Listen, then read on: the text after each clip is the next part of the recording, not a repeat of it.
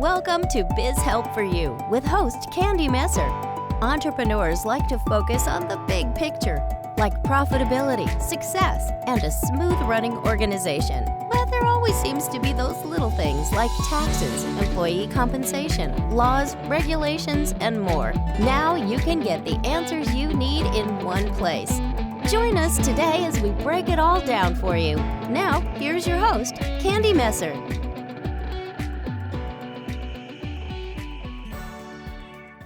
Hello and welcome to Biz Help for You with Candy Messer. Thank you for joining me today. I hope you enjoyed the topic of my last interview. And if you missed the episode and would like to listen, links can be found on my YouTube and Facebook pages, as well as multiple favorite podcast platforms. And if you'd like to receive notifications on when our podcasts have been uploaded, please like and subscribe. Now let's learn a little bit about our guest today. Since 2012, Steve has been a small business owner who focused his business around one thing, building deep and meaningful relationships. By doing so, he was able to sell nearly $100 million worth of real estate, working 3 to 4 days a week, and while taking off 1 to 2 months per year.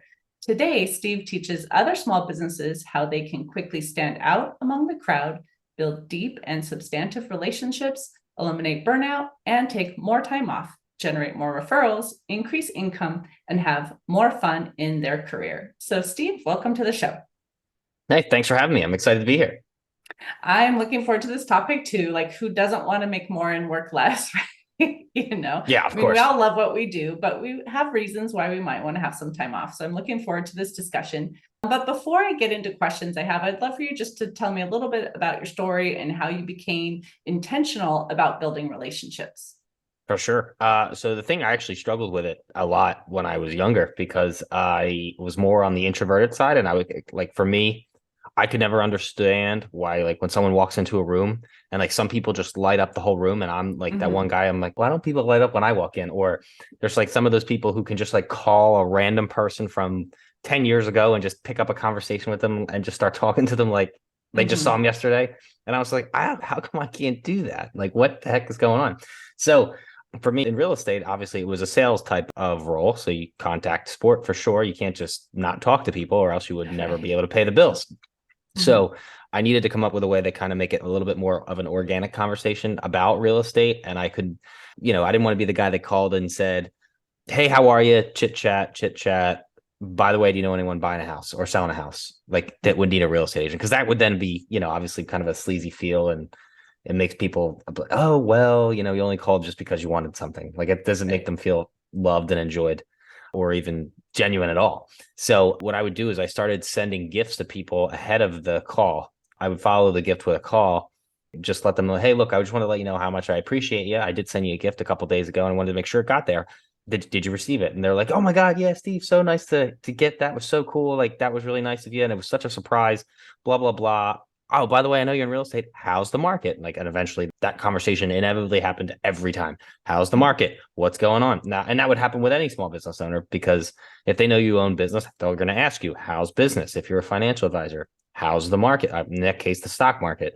So that was the way I kind of kept building relationships, because it was easier for me to have those organic conversations about my business by doing something for someone else first.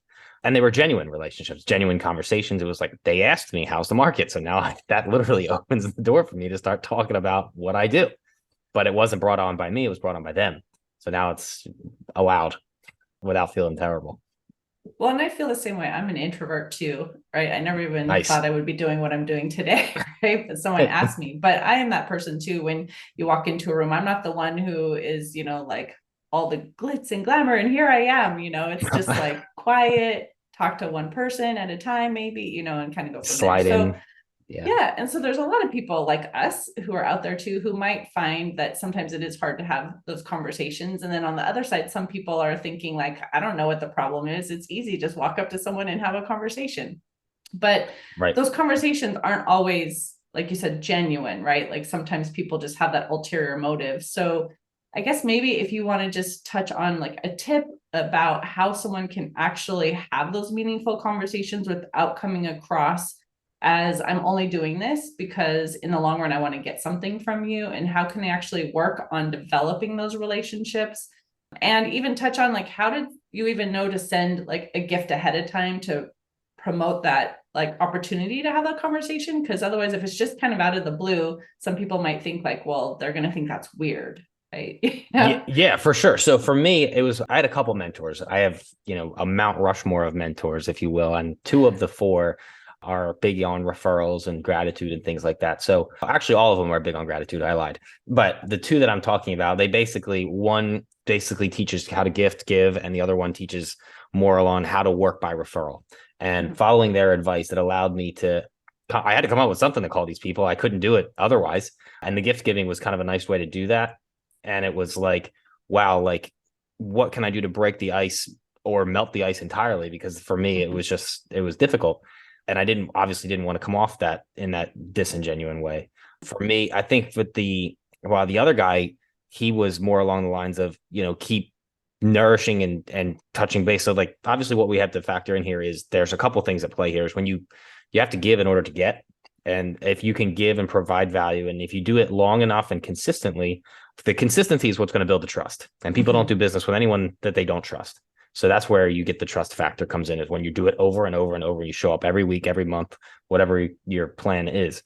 And for me, when I was doing real estate, I was showing up on the 1st of the month with a piece of mail, a 15th of the month with an email, and then once a quarter with a gift. And then every 6 months, it was a client appreciation event. So like everything was on a calendar, and everything happened consistently, and everyone could count on me to do these things all the time. And it was like, oh, he's very good at this. And I did it like that for like 8 years.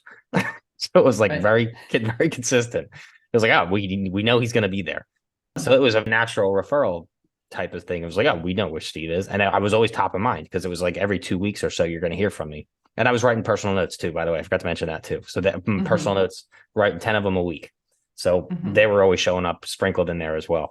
So that builds the trust factor. And then the gift giving kind of fills in the gaps where when I wasn't in touch with them, because the gifts I gave them weren't like things you threw away. They were things that got kept, the things that got used, or things that got hung up or seen visibly all the time, or things that were talked about when family and friends would come over. So that made me become top of mind. It was also kind of almost, and this was unintentional, but it became almost like an advertisement for what I do. It was like when I give pictures of people's houses that are watercolor paintings of their houses on the day they buy their home. Nice. Yeah. So like they hang that up, and they're like, wow, that's a really cool picture of your new house. Like, who gave it to you? I'm like, oh, our real estate agent's like, wow, my real estate agent just gave me a bottle of champagne. Like, whatever. We just chugged that and we were done with it. So like mine thing, it's like kind of an advertisement almost. My personal notes, I had written notes to my attorney many times, my accountant. They kept those notes and they kept them on their desk. So when they had, like, my attorney had people going through divorces, people who were inheriting properties, people who were just looking to do a 1031 exchange type of purchase. And all the time, I got referrals from him. He just said, yeah, see that personal note on the corner of my desk? That's my realtor. And then they got to read the note I sent the guy. So they know I'm like a nice guy. And my business card was in there too. And that was an easy referral for him. And it was just like, there you go. So that was kind of the thing. Being consistent built that trust factor there. And the gift giving is kind of more of like a top of mind thing. So when you're working on those relationships too, like obviously there are the clients that you are wanting to reach out with and, nurture those relationships or keep them nurtured so that if they were going to make another sale in the future, they think of you. But also on the other hand, like you're talking about having referral partners. So do you want to touch on maybe how you maybe do something different for a potential client or someone that has been a client that you are continuing to nurture versus maybe how you might do something a little bit differently for someone who might be a referral partner for you? Yeah. So for a referral partner, like for me, I'm just using real estate because that's where I came from before I started my whole gift giving stuff. But when I was in real estate, it was more along the lines of like attorneys, accountants, all kinds of different attorneys, divorce, inheritance, whatever. And then I had bankers, lenders, anything, title companies, basically anybody who would become some kind of insurance agents, become some kind of referral partner. I would still do the same thing, same approach, but still I would add in a little bit more frequently than not, just an ask. I mean, you do at some point earn the right to ask for a referral. And that you don't have to come off, weird or mean about it or almost like desperate either. You could, touch base every quarter or so and just be like, hey, I'm just touching base. I know we do a lot of business together and obviously I want to do more with you. I wanted to see who you might have in your pipeline that might make a move sometime soon so we can see how we can help them further. And then they would be like, oh, you know what, Steve, I just got this client came in today. They were looking to make an investment in their first home or whatever. whatever, something like that. Conversation happened all the time.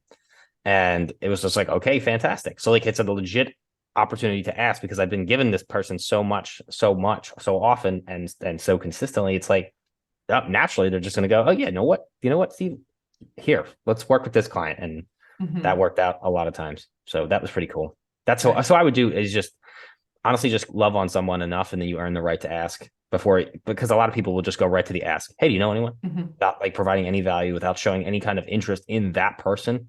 And I think building an actual relationship with someone before you ask is more important than just asking straight up. Right.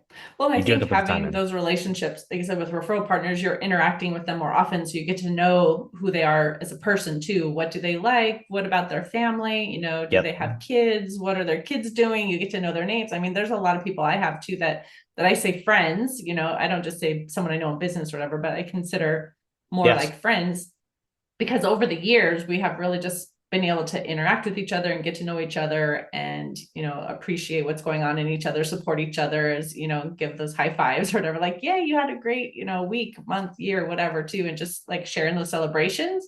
So I think that also helps.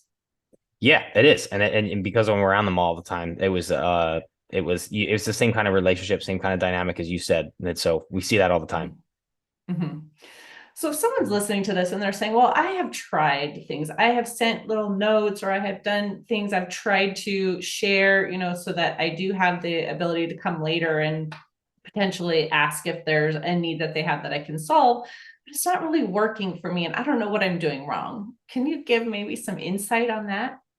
I would also say, well, actually, I should have said this earlier because you did make me think of it, was who are you giving your gifts to? Who are you investing your time in? So like for me, when I was doing my stuff in real estate, I wasn't sending it to my entire database. I had 250 clients when I stopped. So it wasn't, I wasn't just sending out, you know, nice gifts to 250 people. I was focusing on the top 10 to 20%. And I ranked my clients A plus, A, B, C, and D. So the A pluses and the A's are the ones getting the gifts mostly. The A pluses for sure. And the A's when I had a chance for the bigger gifts. And then everybody else, you know, the client appreciation events, those were the A pluses, the A's and B's, and then personal notes to everybody as much as I could after, you know, whenever.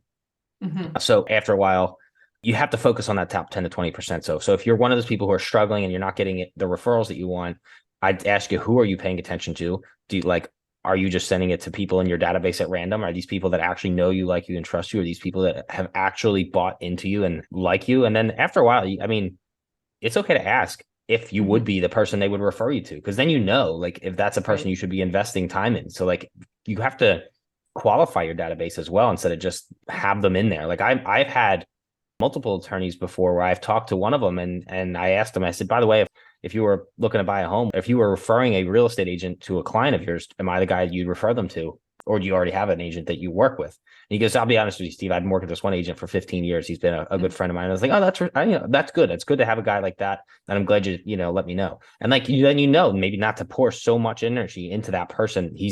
That person is not a good referral partner. Good to have in your database, obviously, but he's not a referral partner. So I wouldn't rank that guy as an A or an A plus for sure. You wouldn't be, but you know what I mean? So I'd focusing on ranking your database and then qualifying it. And then from there, take your action.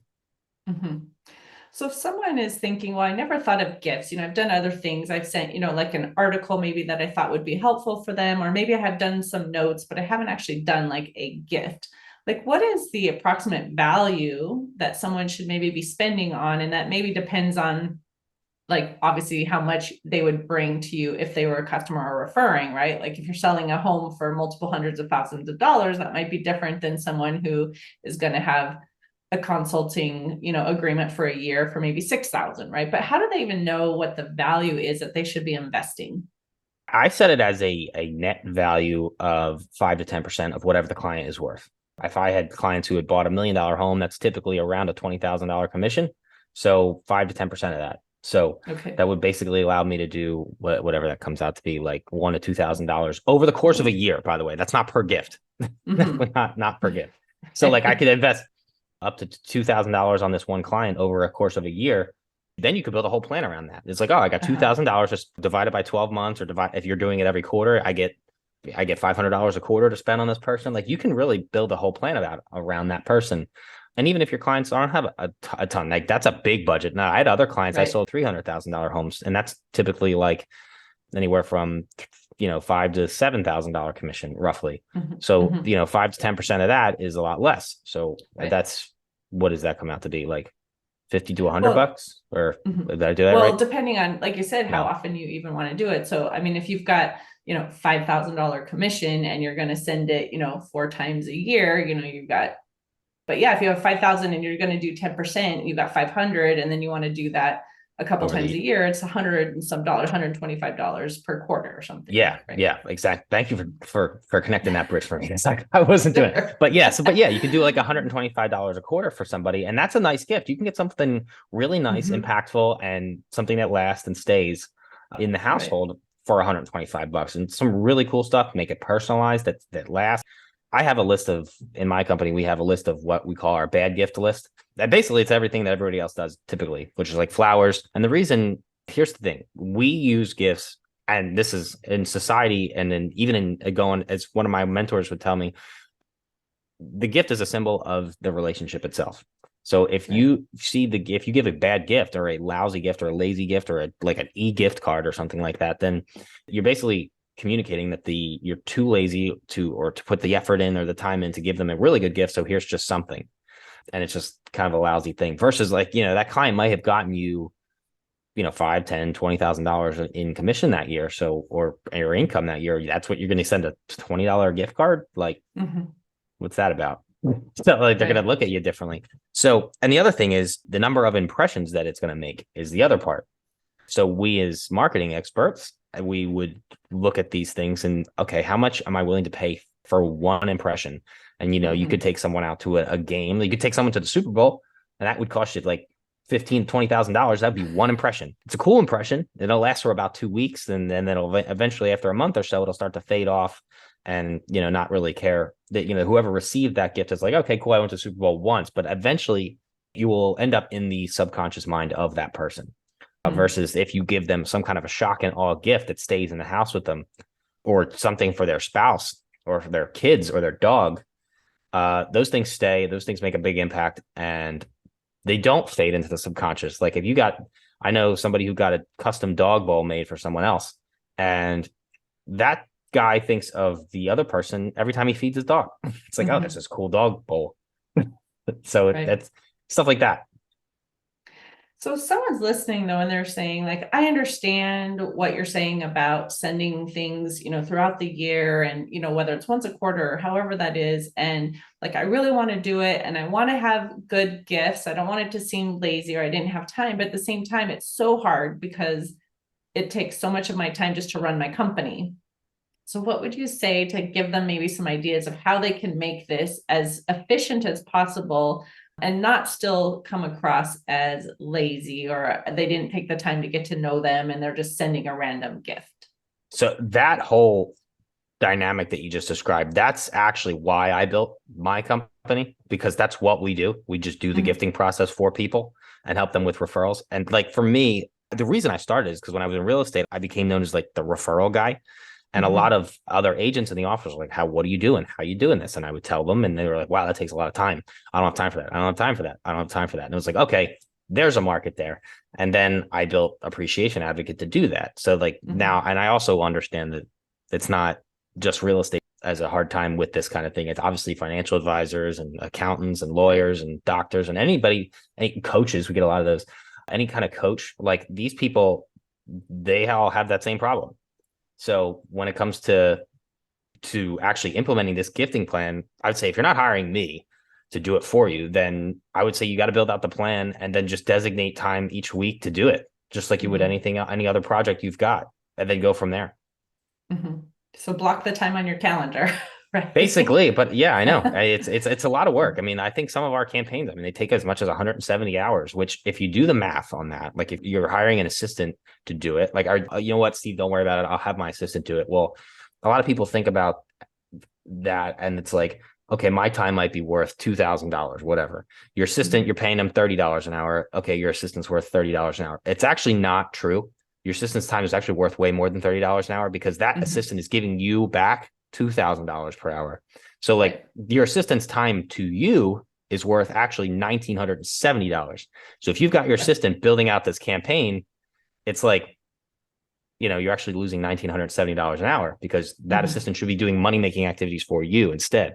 So it's a number that a lot of people sometimes don't look at accurately. And it's like, yeah, you could do it in-house, but it's still going to cost you a ton of money.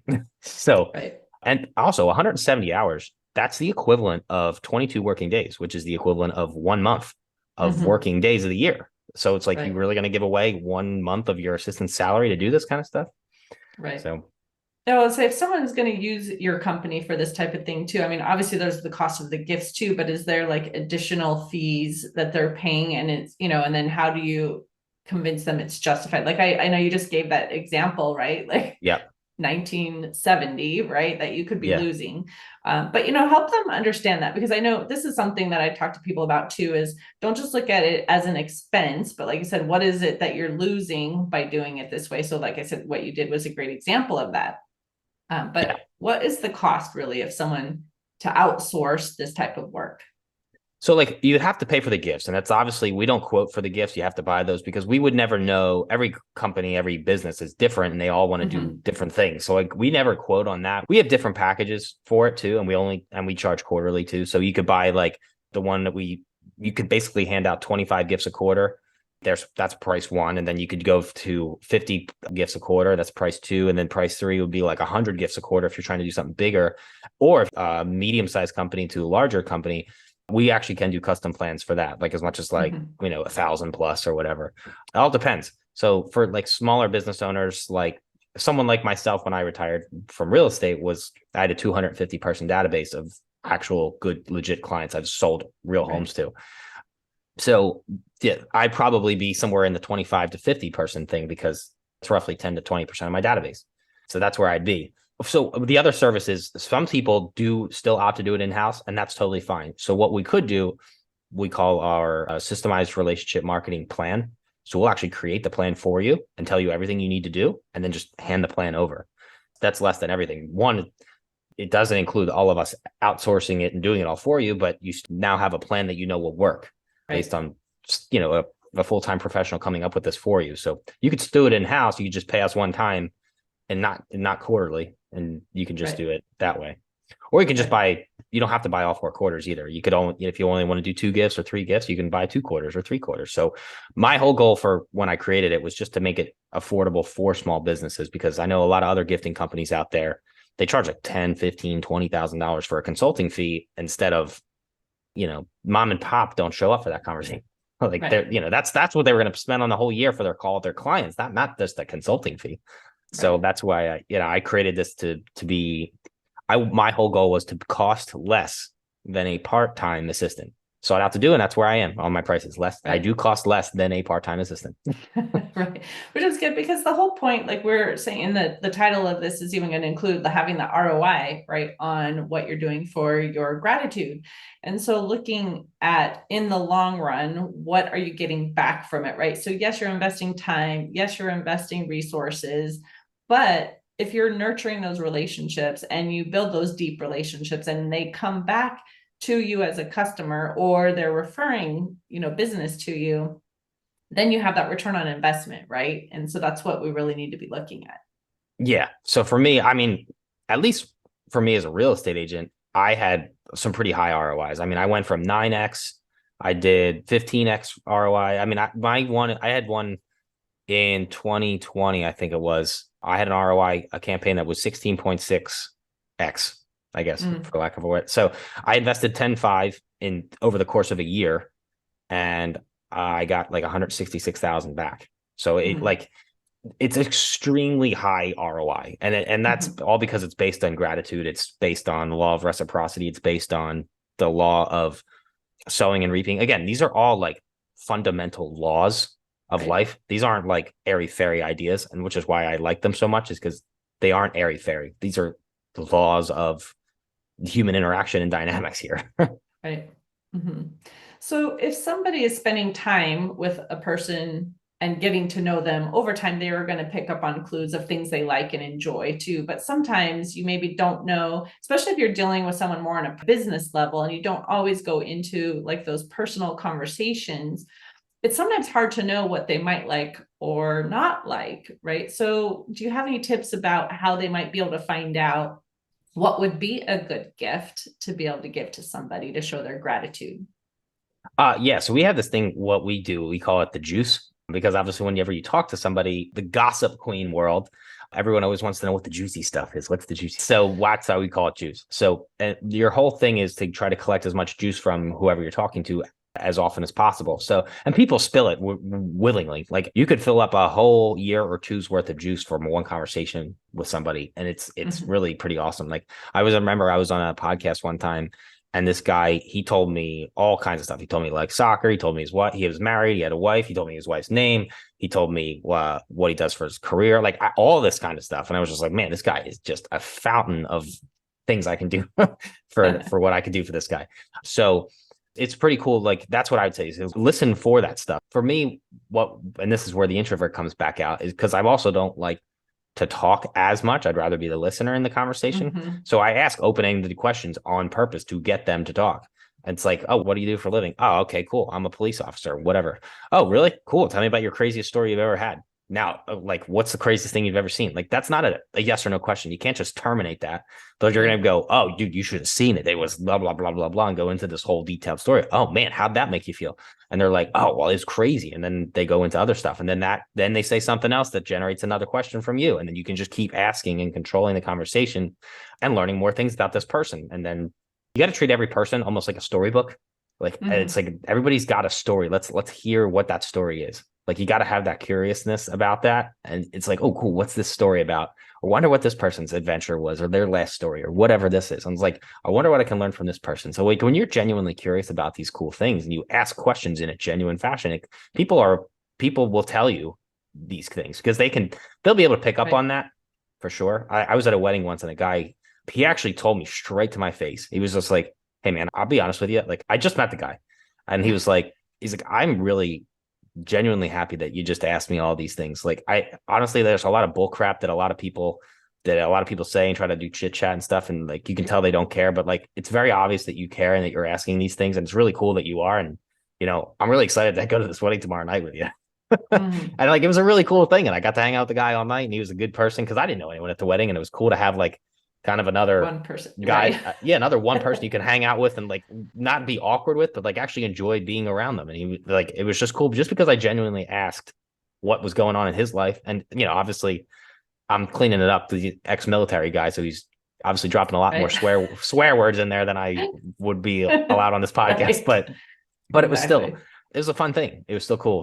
The guy just straight up just told me, which I thought was respectable as well. Like, hey, thanks for being genuinely interested in me. Perfect. Well, I know this has been a wonderful discussion and it's been fun to just talk about, you know, how we can show gratitude. So I'd love for you to just share maybe an offer that you have for our listeners and how they can connect with you. Yeah, for sure. So, I mean, I have what's called my appreciation 6-pack. So if you want, I can email that out to your entire database for you. That basically just gives you like some cool inside tips as to how to give better gifts to people and things like that. And then, or if you have questions, if you want us to do a gifting plan for you, or if you want us to do the plan for you, or just give you the plan for you to do, you can just reach out to me by email. I do check it multiple times a day. So you will get me, not just some robot on the other end. And you can email me at steve@appreciationadvocate.com. Perfect. Well, thank you, Steve, for being a guest on my show and sharing your expertise on this topic. I really appreciate it. No problem, Candy. Thanks for having me. This was fun. And to the listeners, thank you for tuning in as well. I hope you found this discussion interesting and enjoyed the topic, how adding ROI value to gratitude can cause forecasted numbers to skyrocket more than any other marketing strategy. If you have any additional questions or comments, be sure to reach out to Steve at the link that he shared or send me a message at media@abandp.com. I hope you can join me for my next interview. And remember, you can connect with me on Twitter, Facebook, and LinkedIn. And my website is abandp.com. You can find my show, Biz Help for You, posted on several favorite podcast platforms, including iTunes, Google, TuneIn, Stitcher, iHeartRadio, and Spotify. And would you please share my show with those you know and leave a review on your favorite platform? I'd really appreciate your support. Until next time, have a great day. Thank you for listening to Biz Help for You. Please join your host, Candy Messer, again next time. Have a terrific day.